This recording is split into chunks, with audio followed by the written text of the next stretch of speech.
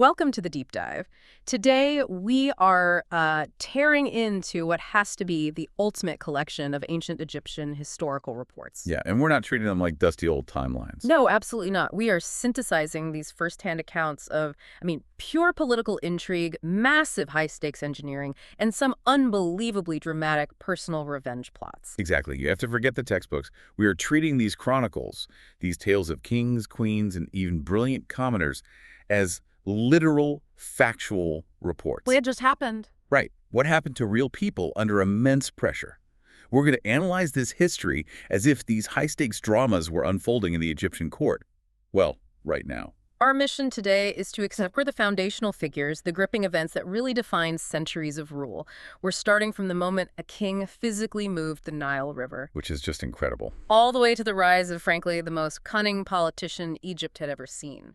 We're looking for those deep insights, the why behind the power moves, and the lasting consequences of just monumental ambition. It's a shortcut, really, to understanding the political calculus of a civilization that literally built mountains. So let's just jump right in. Okay, so we have to begin at the literal foundation of the Egyptian state with King Min.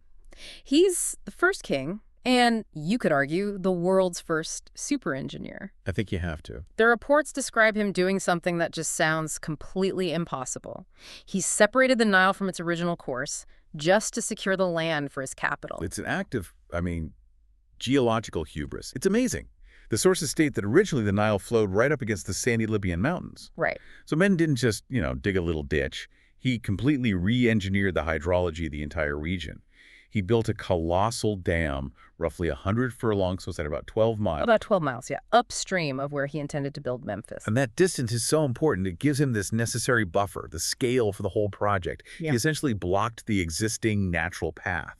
And just diverted the massive flow of the river into a completely new channel running midway between the hills. Can you imagine the raw power, the resources needed to execute that kind of diversion? It's a literal rewriting of geography. It is. And this is where the political analysis of infrastructure really begins. What's truly astonishing is the long-term strategic relevance of this dam. Centuries later, when these reports were being put together, that massive structure was still actively guarded and constantly reinforced by later rulers, specifically the Persian governors. And that's the aha moment right there. That single detail, it transforms the dam from some historical curiosity into a piece of, existential active infrastructure. Absolutely. Memphis, the heart of the kingdom, is sitting on this newly secured land, but its very existence is a constant negotiation with the Nile. So if that dam ever fails, The capital drowns. The safety of the entire regime hinges on maintenance and vigilance over that 12-mile stretch of land. So, having secured the land with this just breathtaking feat of engineering, Min founded Memphis on the newly dried plain. And what does he do immediately? He establishes the great and noteworthy temple of Hephaestus or Ptah. Right, the patron god of craftsmen. It sends a very clear message, doesn't it? This kingdom is founded on two things: technological mastery and divine sanction. Now, after him, we have to skip forward through this massive historical catalog. The priests apparently recited a staggering list of 330 subsequent kings. And most of them are just names on a roll. Exactly. It's a vast, silent history of minor rulers who left really no discernible impact on the record. And that sheer volume, 330 kings, it really emphasizes the rare air that's occupied by the few figures who do get detailed attention. Yeah. And among them, we see 18 Ethiopian rulers and just one native queen, Nitocris.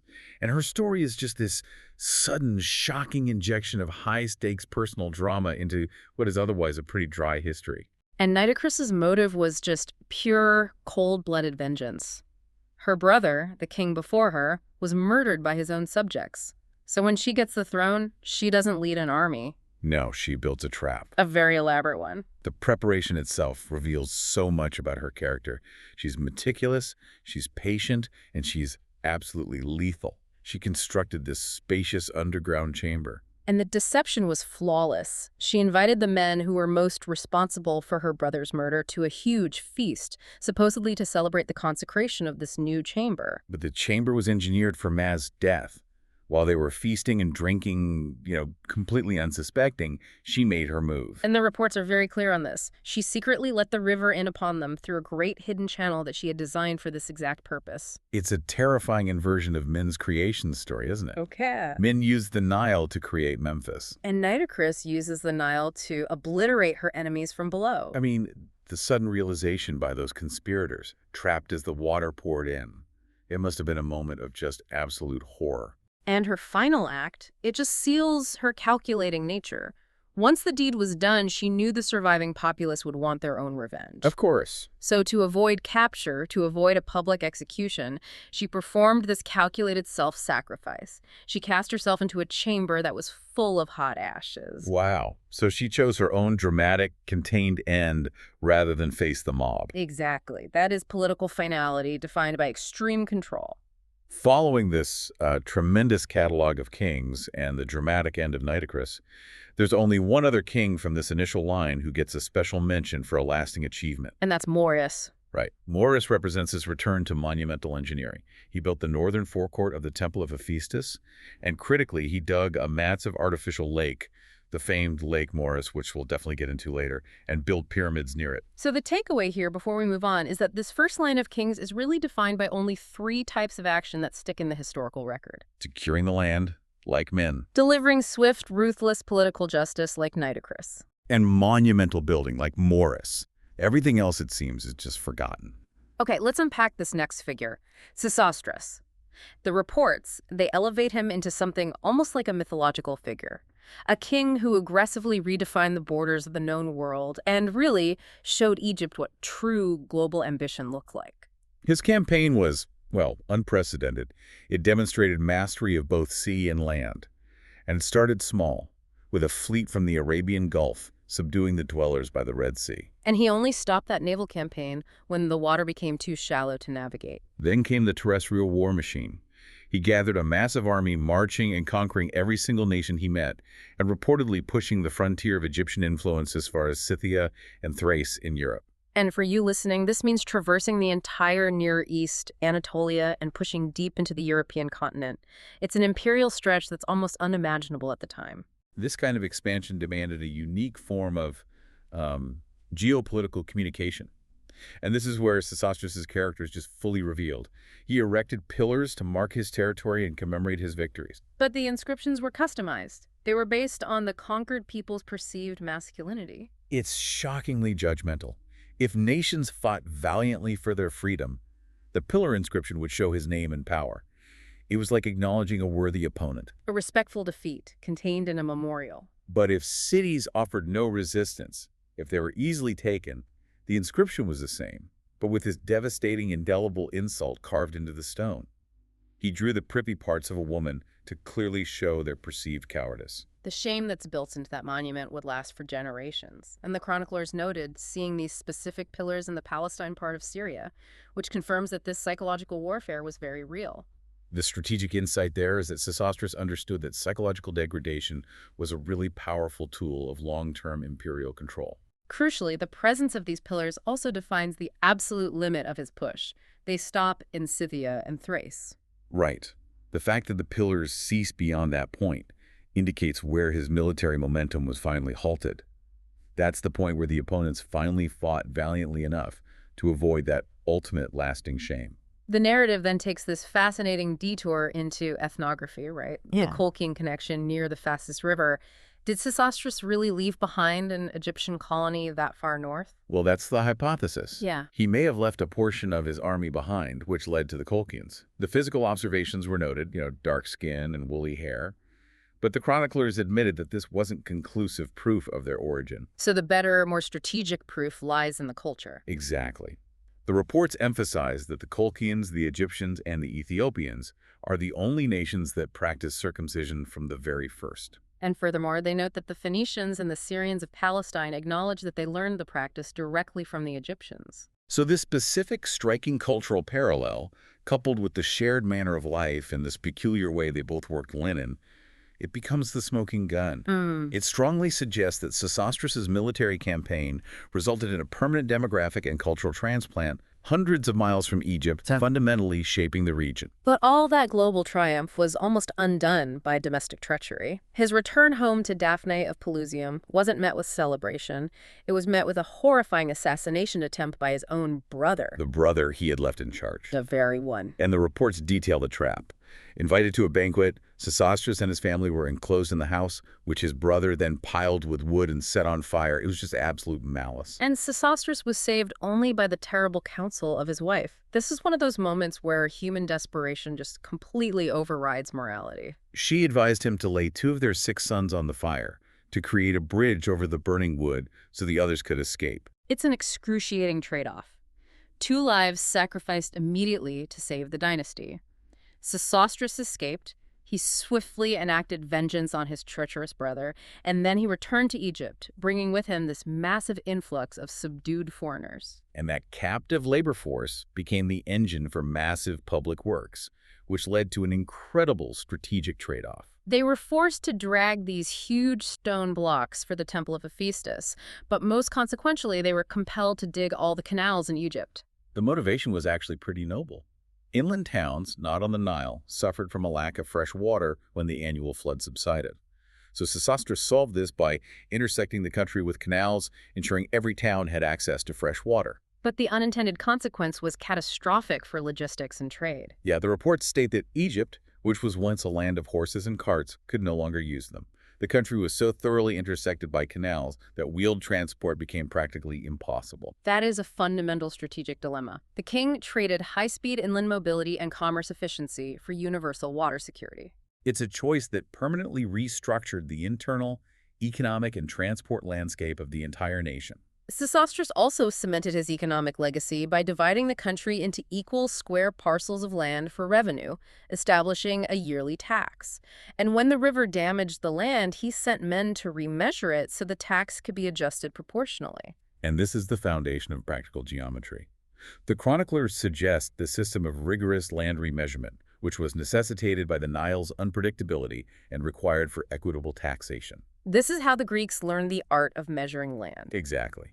Egyptian tax policy became the engine of international mathematical knowledge transfer. His monumental pride culminated in 2 30-cubit statues of himself and his wife, and 4 20-cubit statues of his sons, all set up outside the Temple of Hephaestus. These are just colossal monuments, markers of an ego that dominated the known world. And this pride was later tested by the greatest power of the moment, Darius the Persian. Darius tried to set up his own statue in front of Sesostris's. This wasn't about art. It was a pure political declaration of supremacy. But the priest of Hephaestus, acting as the guardian of Egyptian historical standards, delivered this cold, hard, institutional verdict. Darius had not equaled Sesostris's deeds. He specifically pointed out that Sesostris conquered the Scythians, whom Darius had notably failed to subdue. That is a stunning moment of moral and historical defiance. The priest asserted that current military might does not automatically trump ancient, unparalleled achievement. The memory of Sesostris was politically stronger than the presence of the Persian emperor. Moving to Sesostris' son, Pharos. He makes no wars, but he commits an act of arrogance so profound that it earns immediate divine retribution. This is really a cautionary tale about defying the forces of nature. The reports paint a very dramatic scene. The Nile was in this unprecedented violent flood, rising to 18 cubits.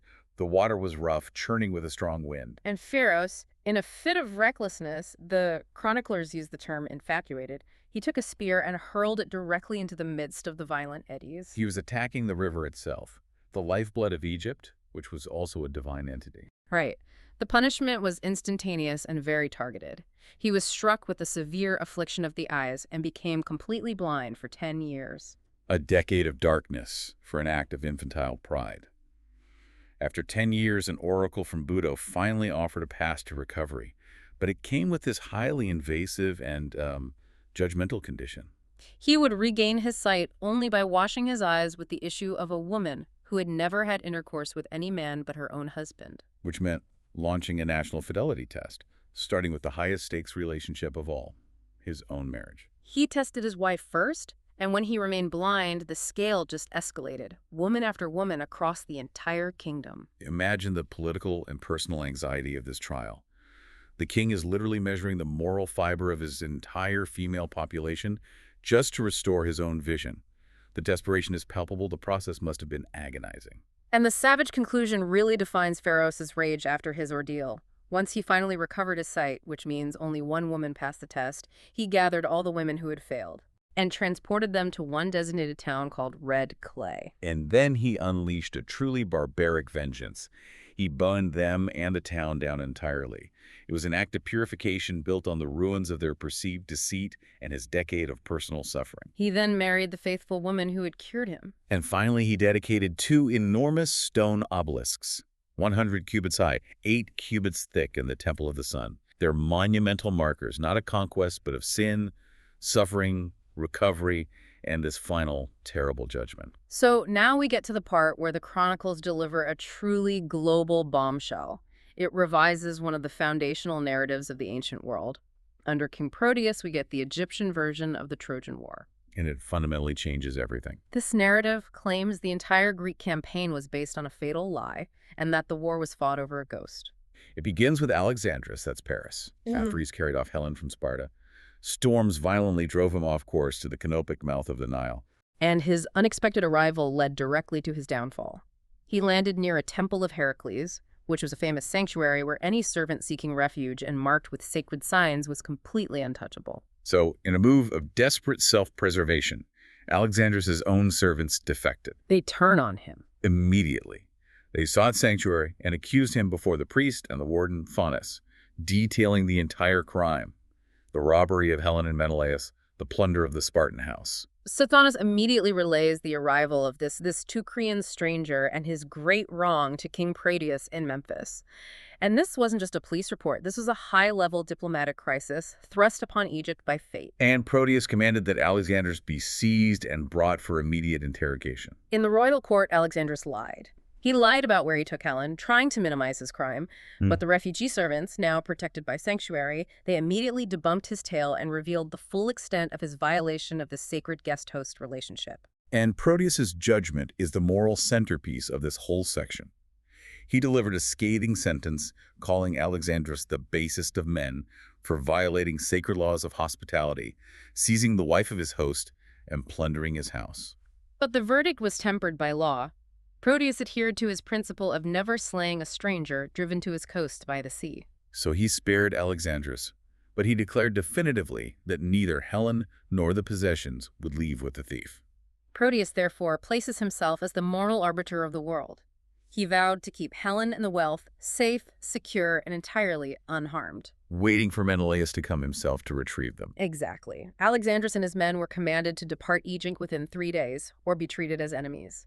So Helen was safe, detained under the moral guardianship of the Egyptian crown, while the Greeks were gathering their massive host and setting sail for Troy. Still believing she was there. And this is the tragic folly. The Egyptian priests confirmed that the Greek host arrived at Troy demanding Helen. And here's the profound misunderstanding. The Trojans repeatedly declared, under oath, that Helen and the stolen goods were not with them. They told the truth. She was in Egypt with King Proteus. But the Greeks refused to believe them. They thought they were being mocked. So they continued the siege, committing 10 years of resources and countless lives to a battle that was completely pointless. They only believed the Trojans after they had stormed the fortress, searched everywhere, and found no Helen.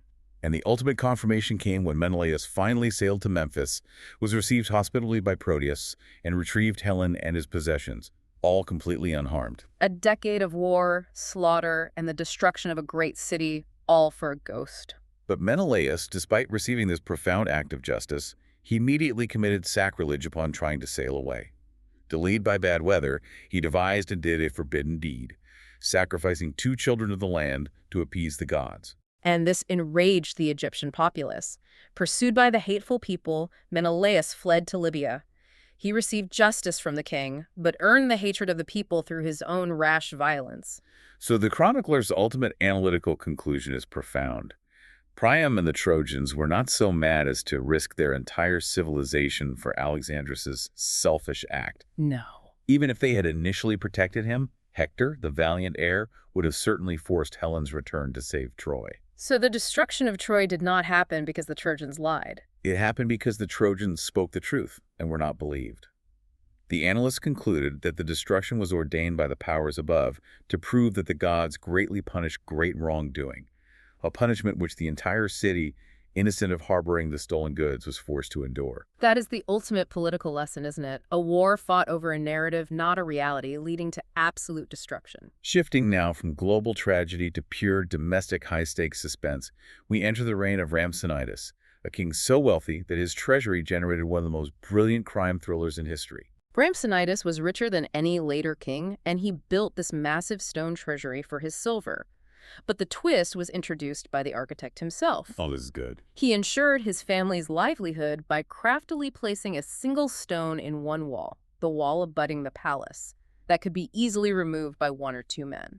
So before dying, the architect reveals this precise secret to his two sons. The succession of thefts began immediately. The sons easily removed the stone, took the silver, and replaced the stone. And the king was initially completely baffled. He noticed the treasure diminishing, but he found the seals unbroken and the chamber fast shut. He had no evidence, no one to accuse. After the third theft, the king acted.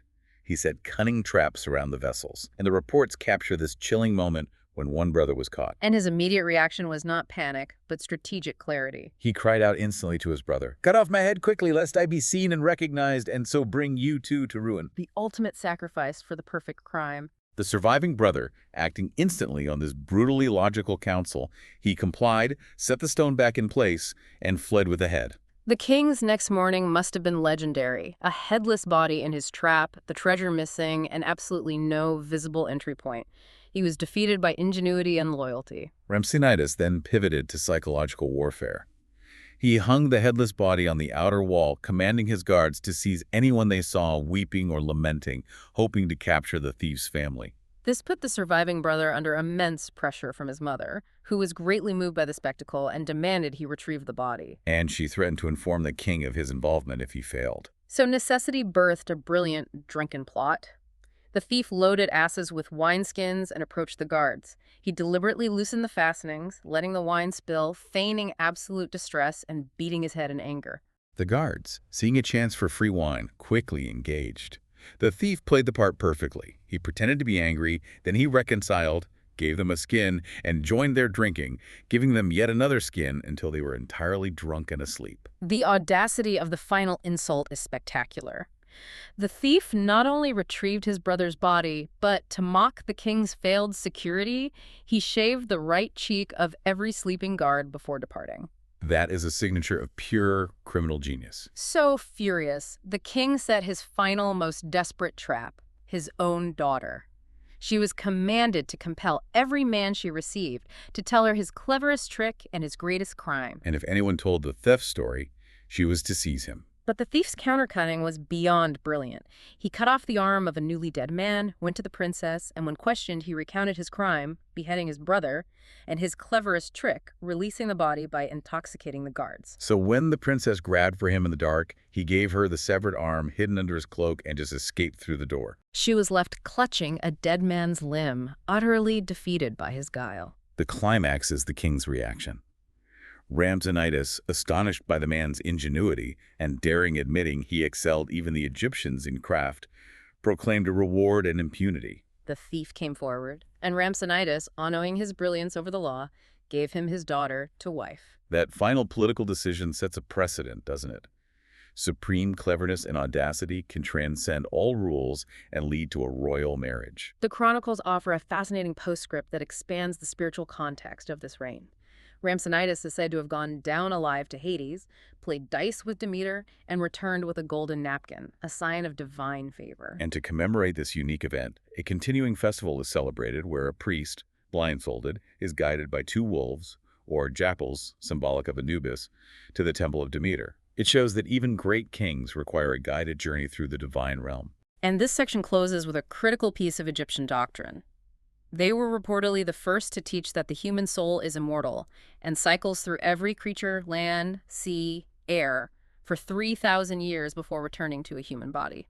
Which gives a massive, profound context to the life and death of these rulers and the urgency of all their actions.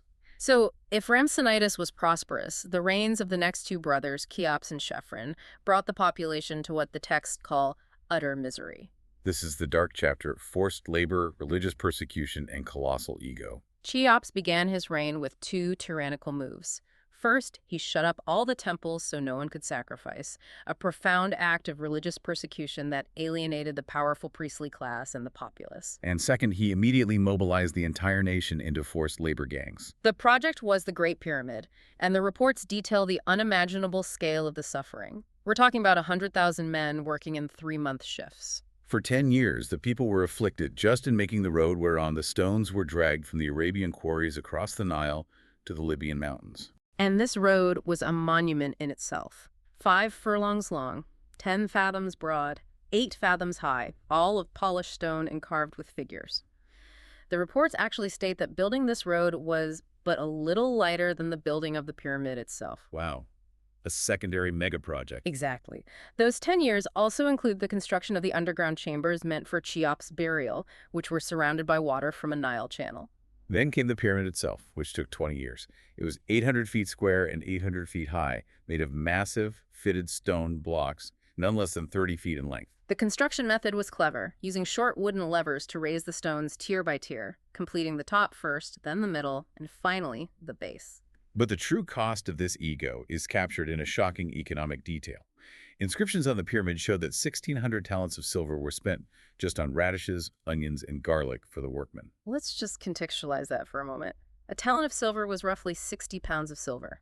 So that amount, 96,000 pounds of silver, was spent purely on perishable rations. That represents an astronomical percentage of the national treasury just to feed the slave labor force for 3 decades. It illustrates the sheer mind-numbing duration and size of the human effort required. The reports continue Cheops' moral depravity by detailing his financial desperation. Lacking funds for his projects, he compelled his own daughter to earn revenue by prostituting herself. And her response, in turn, is a sad memorial. She demanded 1 stone from every man who sought intercourse with her, and these stones were used to build the middle pyramid, which measures 150 feet per side. A personal, humiliating monument built stone by her father's tyranny. And the misery continued. Cheops reigned for 50 years, and his brother Chephren succeeded him, ruling for another 56 years, behaving in all respects like Cheops. The oppression was sustained for over a century. Chephren built a smaller pyramid, 40 feet shorter, with no underground chambers. And the most devastating consequence of these 106 years of tyranny was the complete closure of the temples. The people so hated the memory of these 2 kings that they refused to speak their names. They called the pyramids after the shepherd, Philetus instead. Then came Cheops' son, Mycerinus, who provided a profound, tragic contrast. He was genuinely displeased with his ancestors' deeds. He reopened the temples, allowed the populace to return to business and sacrifice, and was known for being the justice judge. His reign introduced justice and generosity. If a judgment displeased someone, Mycerinus would give the loser a present from his own private estate just to satisfy their loss. He was a king actively trying to heal a century of national trauma. And yet, his reward was tragedy. His first calamity was the death of his only daughter, buried in a hollow, gilded wooden cow image, a profound personal loss. Then came the oracle of doom from Budo. He only had 6 years to live. And Mycerinus, enraged, sent a message back to the god. Why must he die soon when he was pious, while his wicked temple-closing father and uncle lived so long? And the second oracle delivered the most chilling twist of fate in all the chronicles. His piety was the cause. He had done contrary to fate, as Egypt was meant to be afflicted for 150 years, and his righteous rule was interrupting this divine plan. Knowing his doom was fixed, Mycerinus chose defiance. He resolved to turn night into day, lighting many lamps and continually drinking and reveling day and night in the marsh country and groves. All to make his remaining 6 years feel like 12, and symbolically prove the oracle false. A brilliant, defiant, and ultimately human response to preordained destiny. He built a smaller pyramid, half built of Ethiopian stone, a final monument to a just king whose reign was unjustly shortened by the demands of fate. So following the doom of Mycerinus, we encounter Asuchis, a king defined by massive construction and a frankly bizarre yet highly pragmatic economic policy aimed at solving scarcity. Asuchis built the fairest and largest eastern outer court of Hephaestus's temple. But the law he instituted, it addresses a period of extreme financial hardship. Because money was so scarce, he established a bizarre system of collateralized borrowing.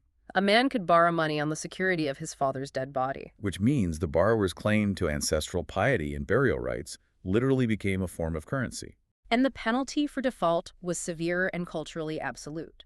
Failure to repay meant the borrower could never be buried himself, nor could he bury any deceased relative in that family vault or any other. It's a profound weaponization of sacred burial rites to enforce debt repayment. Asuchis also built a brick pyramid, not stone, using mud collected from a marsh, aiming to boast that his construction was more excellent than the stone pyramids, a strange act of competitive legacy building using humble materials. Then the narrative abruptly shifts to geopolitical instability, the Ethiopian occupation.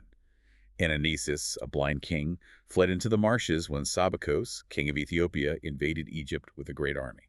Savakos ruled for a lengthy 50 years, and his system of justice was unique. He refused to execute Egyptian wrongdoers. Instead, he forced them to raise embankments in their native towns commensurate with the scale of their offense. This had a profound, unplanned engineering consequence. It systematically raised the level of many Egyptian towns, solving potential flood issues but changing the urban landscape. Bubastis was particularly elevated. And this elevation leads to a brilliant piece of spatial analysis regarding the Temple of Bubastis, or Artemis. Since the city walls were built up around it, the temple, standing on its original lower ground, remained visible from all the raised surrounding streets. It was like a bowl in the center of the city. Sabakos' retreat, after 50 years, was completely voluntary. He saw a dream counseling him to gather all the priests and cut them in sunder. Believing this was a God-sent temptation to commit sacrilege, and knowing his time of prophesied rule was complete, he just departed, leaving Egypt intact. So the blind king Ananesis returned from the marsh island of Elbo, which he had secretly built over those 5 decades. He commanded Egyptians bringing him food to also bring ashes as tribute, using the ashes and earth to secretly build up his sanctuary. A 50-year act of patient, hidden political survival. The next king, Sethos, brings us a tale of military arrogance and divine intervention. Sethos was a high priest of Hephaestus, and he openly despised the powerful warrior class, dishonoring them and taking away their privileged land allotments. And this created a national security vacuum. When King Sennacherib marched against Egypt with Arabians and Assyrians, the alienated warrior class refused to fight for Sethos. They left him defenseless. So Sethos went to the shrine praying in despair. He dreamt the god promised champions, and he marched to Pelusium with only the lowest ranks of society hucksters, artificers, and traders. And the miracle is astonishing. Overnight, a multitude of field mice swarmed the Assyrian camp. They devoured their quivers, their bows, and the shield handles, rendering the entire army defenseless. The enemy fled unarmed, and many died, defeated by a biological force. The monument to this incredible event still stands. A stone statue of Sethos in Hephaestus' temple, with a mouse in his hand, inscribed with a clear political and religious lesson. Look on me and fear the gods. Now, shifting gears from military drama, let's explore the incredible feats of engineering and the fragile political arrangements of a divided Egypt. Right. After the priest-king Sethos, the Egyptians, now free but needing a ruler, entered this period of political invasion. They divided the country into 12 portions and set up 12 kings who intermarried and promised friendship. But this political arrangement was underpinned by a prophecy. The king who poured a libation from a bronze vessel in Hephaestus' temple would ultimately rule all of Egypt. A simple yet very potent threat hanging over their fragile alliance. To commemorate their joint rule, these 12 kings undertook the labyrinth, near the city of crocodiles in Lake Moeris. The chroniclers who saw it were unequivocal. Its grandeur was greater than all Greek structures combined, surpassing even the pyramids. We have to stop and register that magnitude. It wasn't just big, it was structurally bewildering. It had 12 roofed courts, 3,000 chambers, total 1,500 above ground, 1,500 below. The above-ground structure was an endless maze of courts, apartments, and colonnades, a creation greater than human, designed to confuse and impress. And the hidden depths, the 1,500 subterranean chambers, were the most sacred. They regarded as burial vaults for the founding kings, and critically for the sacred crocodiles, marrying the political founders with the divine animals of the region. Standing by the labyrinth is Lake Moeris, which itself is a monumental feat. It has a circuit of 3,600 furlongs, equal to the entire seaboard of Egypt, and is 50 fathoms deep at its center. This is a man-made sea. It was entirely artificial, fed by a channel from the Nile that flows in for 6 months and back out for 6 months. This artificial regulation of water was the key to its function and its immense wealth generation.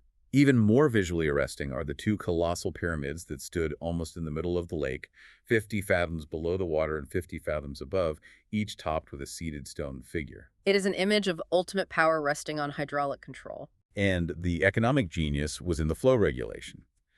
The reports detail that immense money was generated. A silver talent daily for the 6 months the water flowed out of the lake, and 20 minae daily for the 6 months the water flowed in. This was a liquid asset generating constant, verifiable revenue. And the mystery of the excavated earth is also accounted for. The locals stated the earth, so massive it should have created a mountain, was carried to the Nile to be scattered by the river. A logistical problem solved by using the raw power of the river itself. The carefully maintained political stability of the 12 kings was then shattered by a moment of accidental forgetfulness and the prophetic power of the oracle. During a sacrifice in Hephaestus' temple, the high priest mistakenly brought only 11 golden libation vessels. Psammetichus, the last in line, acted spontaneously without malice to fulfill his ritual duty. He removed his bronze helmet and used it to pour the libation. The other 11 kings, instantly recalling the oracle that the man who poured a libation from a bronze vessel would rule all Egypt, they saw him as an immediate existential threat. They tested him and found he had acted without guile. But prophecy is prophecy. They stripped him of most of his power and exiled him to the marshes anyway, unwilling to risk the unity of the realm. Psammetichus, driven by bitterness and a desire for vengeance, sought counsel from the infallible Buto oracle, which promised aid when he saw men of bronze coming from the sea. A seemingly impossible condition. But fate intervened with a geopolitical accident. Ionian and Carian plunderers were forced to land and disembarked, wearing their distinctive bronze mail. An Egyptian messenger, having never seen mailed men, reported the bizarre sighting to Psammetichus. Men of bronze were coming from the sea. Recognizing the fulfillment, Psammetichus immediately befriended the mercenaries, promising them vast rewards. And with the aid of these men of bronze, he deposed the 11 kings, consolidating Egypt under his singular, vengeful rule. His reign of 54 years was a geopolitical pivot point. He focused heavily on architecture, building the southern outer court of Hephaestus' temple and a beautiful court for Apis. But his most lasting legacy was the cultural shift. He settled the Ionian and Cimmerian allies in camps on the Nile and entrusted them with Egyptian boys to learn Greek. These boys became the ancestors of the Egyptian interpreters. And this is a critical detail for us as analysts. The chroniclers state explicitly that it is through this intercourse with these first men of alien speech that Greeks gained exact knowledge of Egyptian history from the reign of Psammetichus onwards. The door to detailed, verifiable, modern historical analysis was opened by a king's need for mercenaries. And Psammetichus demonstrated his sustained power by spending 29 of his 54 years besieging Azotus, a great city in Syria, taking it after the longest siege ever heard of. A testament to relentless, calculated military patience. Psammetichus' son, Necos, immediately engaged in a grand project, digging the canal intended to link the Nile near Bubastis to the Red Sea. It was wide enough for 2 warships to row abreast and was a 4-day voyage long. The ambition was colossal, aiming to link the Mediterranean to the Red Sea for trade and military transport. However, the human cost was horrific. 120,000 Egyptians perished during the digging. The sheer scale of that number, 120,000 lives lost for one infrastructural project, is staggering. Necos was finally halted, not by engineering failure, but by prophecy. An oracle stated he was toiling beforehand for the barbarian, a derogatory term Egyptians use for all men of other languages. He ceased work, fearing he was building a gift for a future invader. So he shifted strategy, building powerful warships on both the Northern Sea and the Red Sea. He later defeated the Syrians at Magdalus and took the great city of Caditis or Gaza, a brief 16-year reign marked by profound engineering cost and military expansion. His successor, Psammis, ruled for only 6 years. During his short rule, he received ambassadors from Elis, claiming perfect fairness in the Olympic Games and asking the wisest men of Egypt if they could improve the rules. The Egyptian consultants delivered a beautiful lesson in unbiased administration, declaring the alien rules wholly wide of justice. The flaw they identified was simple human nature. Since a lean townsman competed, the judges were bound by association and sympathy to show favor and deal unfairly with strangers. So the true rule the Egyptians advised, should be to admit only strangers to the contest, not aliens, ensuring absolute impartiality. It's a profound political statement about the prerequisites for true justice and fairness in competition. Next came Apries, who was initially extremely fortunate. He ruled 25 years and warred successfully against Sidon and Tyre. The reports state his hubris was complete. He believed not even a god could depose him. And this excessive self-belief led to his fatal mistake. He sent a large army against Cyrene, which suffered a devastating defeat. The surviving Egyptians rebelled, fueled by the conviction that he had knowingly sent them to die to ensure his own security and consolidate his power base. The rebels selected Amasis, an esteemed courtier, as their leader. Apries, underestimating the gravity of the revolt, sent his trusted messenger, Patarbemis, to persuade Amasis to return. And the reports detail a truly shocking insult that ignited the final conflict.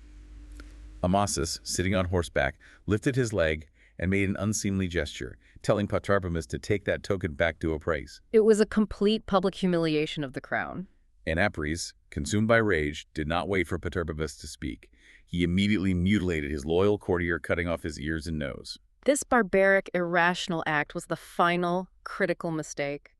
Apries' remaining loyalists, horrified by the treatment of Patarbemis, immediately switched sides to Amasis. Apries marched his elite guard, 30,000 Carians and Ionians, against the massive Egyptian force at Memphis. The foreigners fought with loyalty and valor, but they were hopelessly outnumbered and beaten. Apries, who believed a god couldn't depose him, was captured, brought before Amasis, and eventually given over to the complaining Egyptian populace.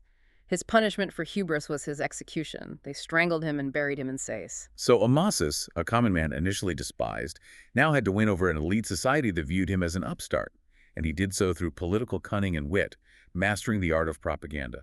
The golden foot bath analogy is a masterpiece of psychological warfare. He took his golden foot bath, used for washing feet and, viler uses, and melted it into a god's image. And when the Egyptians revered it, he revealed its vile origin. The lesson was delivered with a punch.